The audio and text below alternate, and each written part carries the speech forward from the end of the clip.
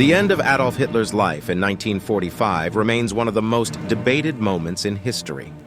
The narrative of his final days is set against the backdrop of a collapsing Third Reich, a grim testament to the culmination of his tumultuous reign. As viewers embark on this journey, the haunting strains of Richard Wagner's compositions underscore the gravity of the events, evoking a somber ambiance. This chosen music, reminiscent of Hitler's own predilections, perfectly encapsulates the blend of tragedy, intrigue, and the dark shadow cast by the Führer's legacy. Official announcement. On the evening of May 1, 1945, a somber announcement echoed across German radio stations, marking the end of an era.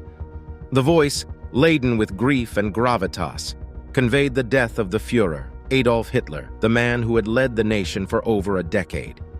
This moment, which symbolized the imminent fall of Nazi Germany, came as a surprise to the citizens, many of whom had clung to the hope of a victorious Reich till the end. The first to confirm Hitler's death were his closest aides, individuals who had witnessed the zenith, and now the nadir of the Third Reich. Among them were Joseph Goebbels, the Reich Minister of Propaganda, and Martin Bormann, Hitler's private secretary. Both were privy to the Führer's personal affairs and were present in the vicinity of the Führer bunker during those fateful days. Their statements, along with a handful of other testimonies, formed the primary source of confirmation about Hitler's demise. While Goebbels was unwavering in his loyalty, having decided to meet his own end in the aftermath of Hitler's passing, Bormann remained elusive, fueling some of the early speculations regarding the events of those days. However, such a portrayal did not come without its share of skeptics. The Nazi regime, over the years, had built a reputation of deceit, propaganda, and information manipulation. Their intricate web of lies, ranging from justifications for invasions to the denial of concentration camps, made it difficult for both domestic and international listeners to take the announcement at face value. Furthermore, the Nazis had been known to employ doubles for Hitler for security reasons. This fact added another layer of doubt. Could it have been one of these doubles who had met his end in the bunker? Moreover, the absence of immediate physical evidence, like a body or photographic evidence, created a vacuum. The exact circumstances of his death, a gunshot in his private study, were relayed only by those within his inner circle. In an atmosphere where rumors were rife and the truth was a luxury, questions began to arise. Was the announcement a hurried attempt to preserve the remnants of Nazi morale? Was it a strategic move to buy time, perhaps for other high-ranking Nazis to escape?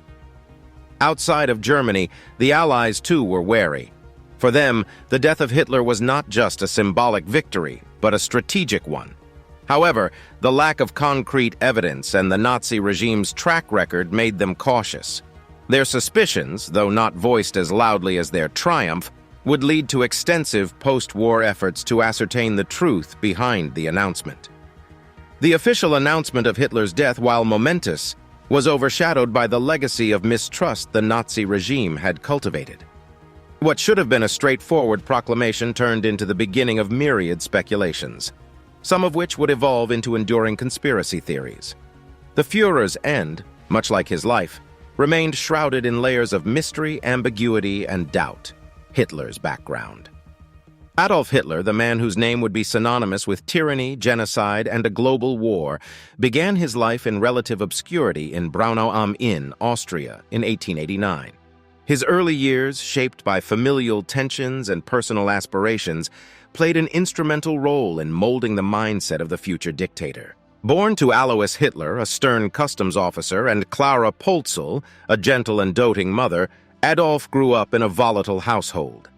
Alois, already in his 50s when Adolf was born, was a strict and often temperamental figure, with firm views on discipline and hierarchy. This was in sharp contrast to Clara, who showered young Adolf with affection. Their family, consisting of multiple children, faced the tragic deaths of some of Adolf's siblings, leading to an atmosphere of grief and heightened protectiveness around him. As Adolf matured, he frequently clashed with his father, especially regarding career choices. While Alois envisioned a stable civil service job for his son, Adolf harbored different dreams. Vienna, the capital of the Austro-Hungarian Empire, beckoned young Hitler with its vibrant artistic and cultural milieu. Fascinated by the world of art, he aspired to become a painter. With this dream, he twice attempted to gain admission to the prestigious Academy of Fine Arts.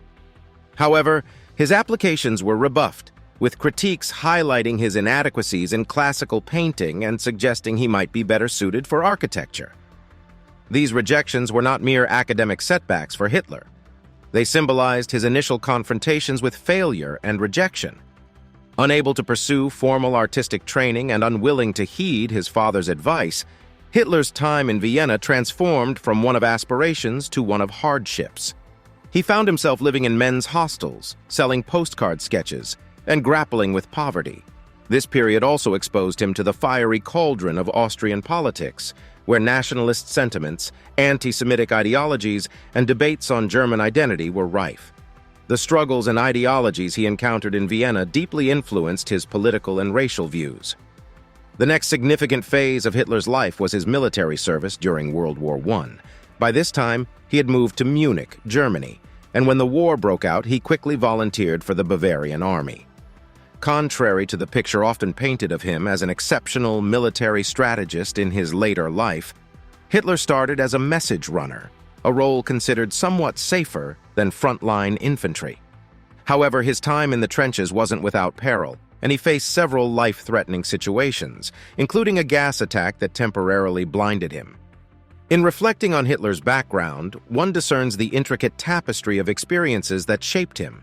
From familial discord to artistic rejections and the visceral experience of war, these events did not just mold his character but lit the fuse for his political ascendancy. The young boy from Braunau am Inn, once filled with dreams of artistic grandeur, had embarked on a path that would lead him to wield power, influence, and eventually, infamy, rise to power. The post-World War I socio-political climate of Germany was one of unrest, disillusionment, and resentment. The Treaty of Versailles had imposed harsh reparations and territorial losses on the country, leading to widespread economic difficulties, including hyperinflation and unemployment. This environment of distress and humiliation provided fertile ground for extremist political ideologies, and among them, the fledgling National Socialist German Workers' Party, or the Nazis, found their voice. When Adolf Hitler joined the party in 1919, it was still a marginal group, but his dynamic oratory and vision transformed it. By 1920, the party had adopted its famous 25-point program, an agenda that combined fervent German nationalism with anti-communism, anti-Semitism, and a promise of a revived, powerful Reich. Their ambitions weren't limited to simple rhetoric. In 1923, Hitler and the Nazi Party, inspired by Benito Mussolini's March on Rome, attempted to overthrow the Weimar government in what became known as the Beer Hall Putsch. Though the coup failed and Hitler was imprisoned, it marked a turning point. During his incarceration, he penned Mein Kampf, outlining his political ideology and ambitions for Germany's future. Upon his release, Hitler recognized the need for a different approach. Instead of immediate insurrection, he sought a more legitimate route to power via the electoral process. The late 1920s saw a deliberate effort to rebrand the Nazi Party, with an emphasis on mass propaganda, large rallies, and the establishment of the Hitler Youth and other party-affiliated organizations.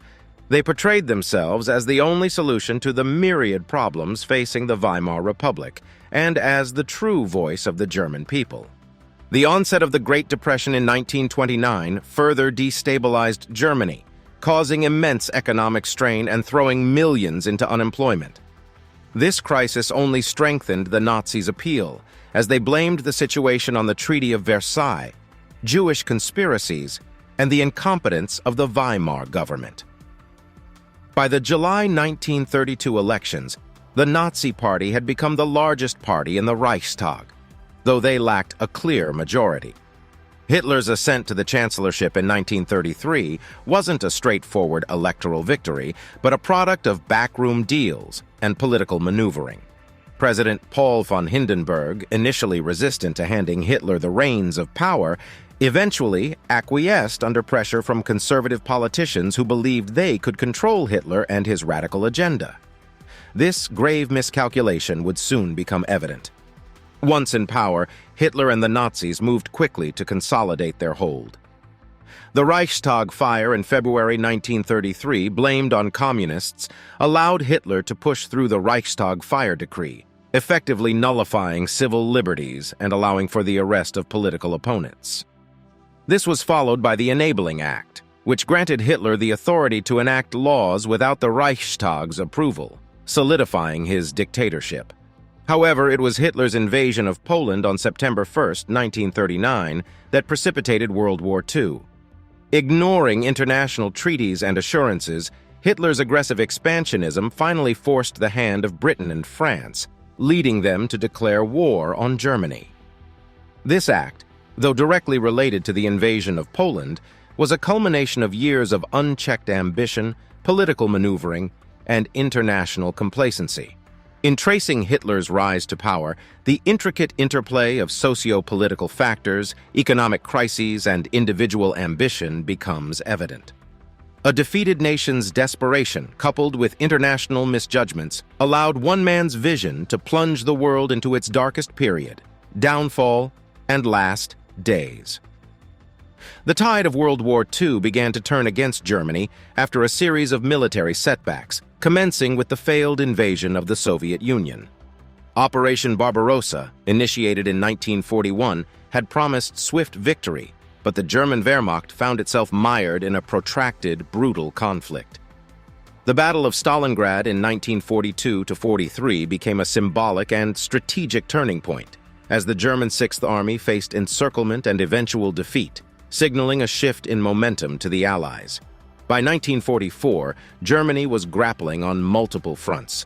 D-Day in June saw Allied forces storming the beaches of Normandy, and a two-pronged invasion from the west by the US, UK, and their allies, and from the east by the Soviets, squeezed Germany.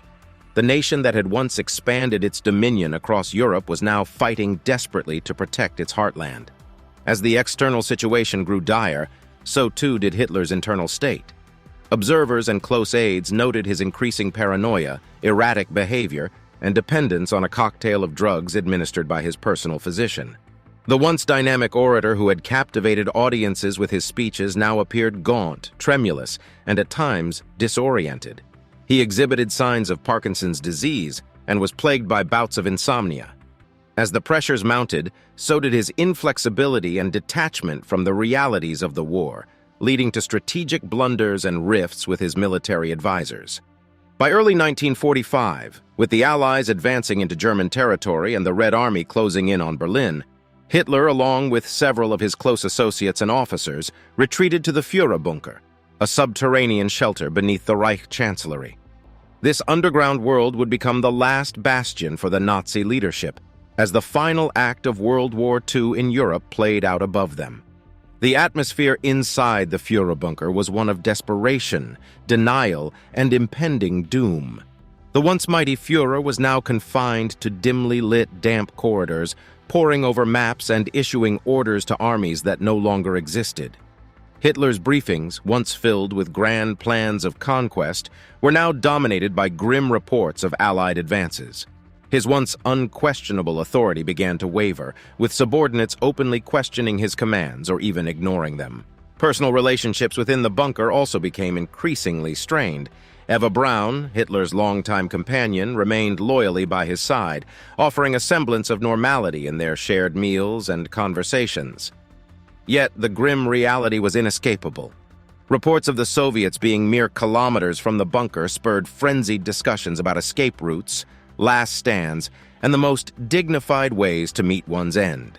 In late April, as Soviet shells echoed above, Hitler made his final public appearance in the gardens of the Reich Chancellery, awarding Iron Crosses to child soldiers of the Hitler Youth. This act exemplified the desperate state of Nazi Germany, relying on children to defend the capital. On April 30th, 1945, the saga came to its grim conclusion. Adolf Hitler and Eva Braun, having married just a day earlier, committed suicide in the Führerbunker. Hitler's adjutants later recounted hearing a gunshot from the Führer's quarters and, upon entering, finding the couple's lifeless bodies. The rapid disintegration of Nazi Germany and the events in the Führerbunker stand as stark testament to the catastrophic consequences of unchecked ambition and the fragility of totalitarian regimes. Hitler's last days, marked by despair, delusion, and eventual death, contrasted sharply with his earlier years of power, serving as a dark epilogue to one of history's most tumultuous chapters, confirming Hitler's death. The demise of Adolf Hitler, one of history's most notorious figures, was bound to spark immense interest, scrutiny, and skepticism. With the world engrossed in the aftermath of a devastating war, Hitler's death's announcement, initially by the Germans and later confirmed by the Allies, did not immediately quell doubts. Initial reactions and suspicions of the Allies.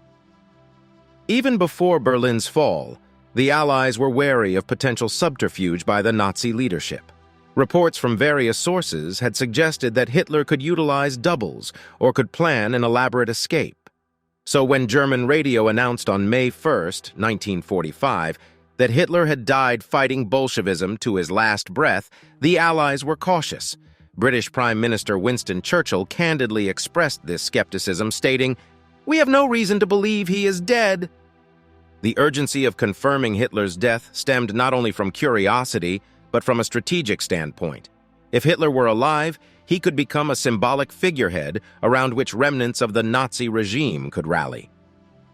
Discovery of the remains and verification. The task of confirming Hitler's death fell to the Soviets who had taken Berlin. Initial Soviet reports were evasive, perhaps due to Stalin's orders or his desire to maintain a veil of uncertainty for political reasons. However, by the end of May 1945, the Soviet army had found what they believed to be Hitler's and Eva Braun's remains in a shell crater near the Reich Chancellery's emergency exit. The bodies had been doused in petrol and set alight, as per Hitler's explicit instructions, to prevent any display of his corpse. The Soviets conducted an autopsy in Buch, a suburb of Berlin. The findings indicated that Hitler had likely died of cyanide poisoning, consistent with accounts that he had bitten a cyanide capsule and possibly a gunshot. Eva Braun, it seemed, had consumed cyanide, yet without definitive proof, such as dental records, the findings remained inconclusive. The Soviets kept their discovery mostly secret, fueling further speculation.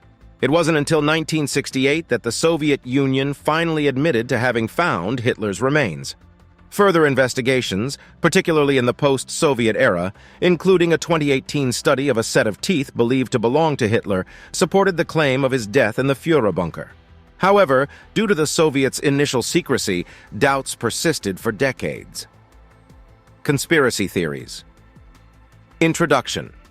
In the vacuum of concrete evidence and amidst the backdrop of Cold War mistrust, conspiracy theories flourished. The idea that Hitler could have escaped Berlin became a topic of fascination, discussion, and countless speculative accounts.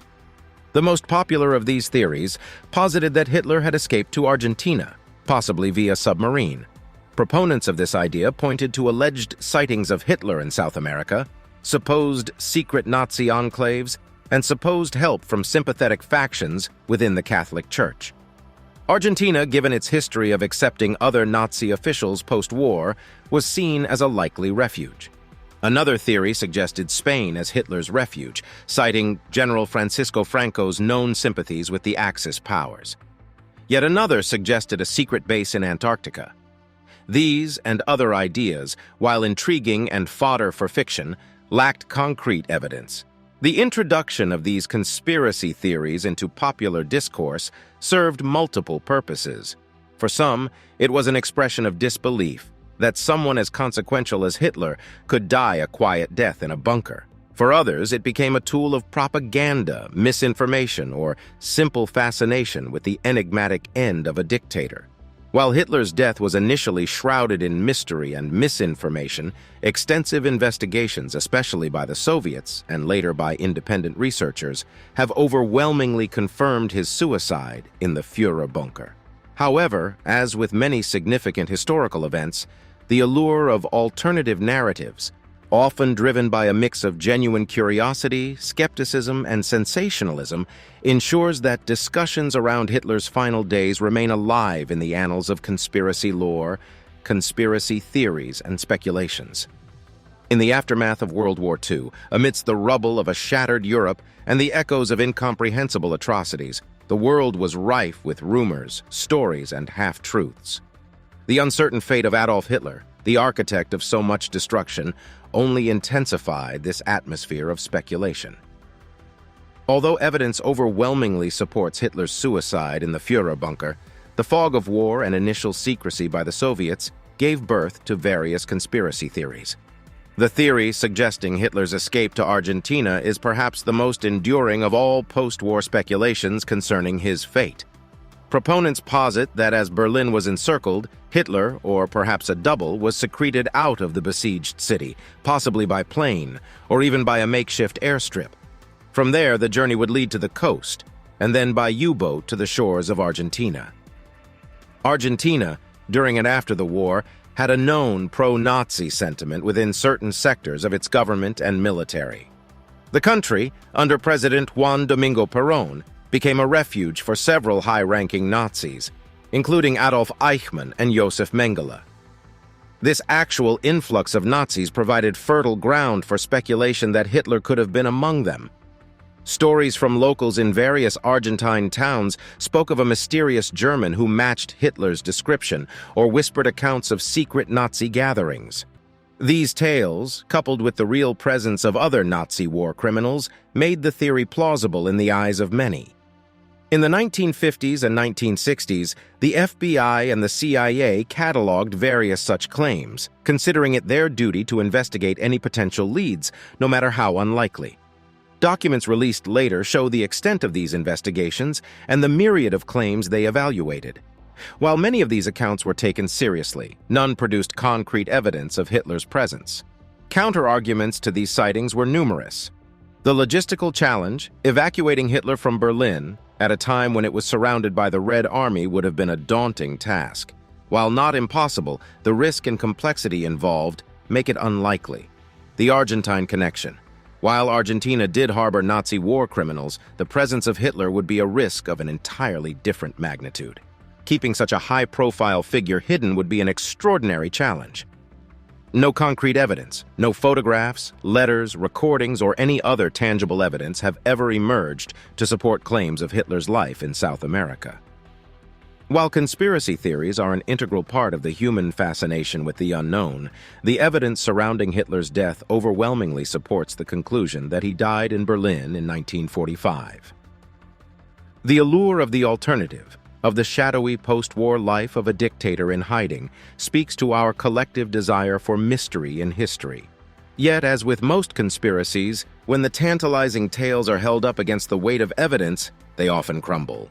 Hitler's legacy and conclusion. Adolf Hitler, undeniably one of the most influential and polarizing figures of the 20th century, left behind a legacy that continues to evoke strong emotions and spark debates. It's a legacy fraught with unprecedented destruction, but also a somber reminder of the capabilities of human ambition when paired with radical ideology and unbridled power. Hitler's influence was not limited to the realm of warfare or the annihilation of the Jewish population. His impact on art, culture, science, and even urban planning is significant. The Autobahn, Volkswagen, and the 1936 Olympics are just a few instances where Hitler's aspirations to elevate Germany on the world stage manifested. Yet the dichotomy remains. While the Nazi regime championed technological advancement and infrastructure development, it also perpetrated an environment where censorship thrived, dissent was crushed, and entire populations were marginalized based on pseudo-scientific racial theories. Modern political discourse also bears the shadows of Hitler's legacy. The terms Nazi and fascist have become synonymous with extreme political ideologies and are used, often inaccurately, as slurs against perceived authoritarian figures or movements. This appropriation, while sometimes misguided, underscores the world's collective acknowledgement of the dangers of unchecked power and radicalism. World War II reshaped the geopolitical landscape. Post-war, superpowers emerged, old empires crumbled, and nations were birthed or rebirthed. The war instigated the creation of the United Nations, an entity committed to fostering international cooperation and preventing future global conflicts. Economic systems too underwent transformation with the Marshall Plan in Europe and the rise of the US and the USSR as superpowers. However, beyond the political and economic impacts, World War II profoundly changed humanity's understanding of itself. The Holocaust, the nadir of human cruelty, left an indelible scar on our collective conscience. It became a stark lesson on the extremes of dehumanization and what can ensue when bigotry, propaganda, and power converge. The subsequent Nuremberg trials set new precedents in international law, especially concerning war crimes and the rights of individuals during times of war. Educational systems around the globe now teach the Holocaust not merely as a historical event, but as a cautionary tale of the depths to which human morality can plunge. Memorials, museums, and annual commemorations ensure that the victims are remembered and the horrors are never forgotten. Among the most poignant and insightful views into Hitler's character come from those who were in his inner circle.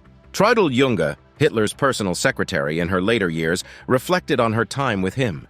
She spoke of a man who could be affable, almost paternal in some moments, and chillingly detached in others. She lamented her own naivety and the allure of Hitler's charisma, which blinded her, and many like her, to the atrocities that were being committed. Similarly, Albert Speer, Hitler's architect, and later his Minister of Armaments and War Production, wrote extensively about Hitler in his post-war writings. He described a man who was deeply insecure, craving validation, and surrounded by sycophants. This environment, according to Speer, fostered a culture where dissenting voices were drowned, and Hitler's often impulsive decisions went unchallenged. Yet despite their proximity to the epicenter of Nazi power, both Junge and Speer grappled with guilt and introspection in their later lives. Their reflections offer a glimpse into the complexities of Hitler's personality, a blend of charm and ruthlessness, vision and delusion.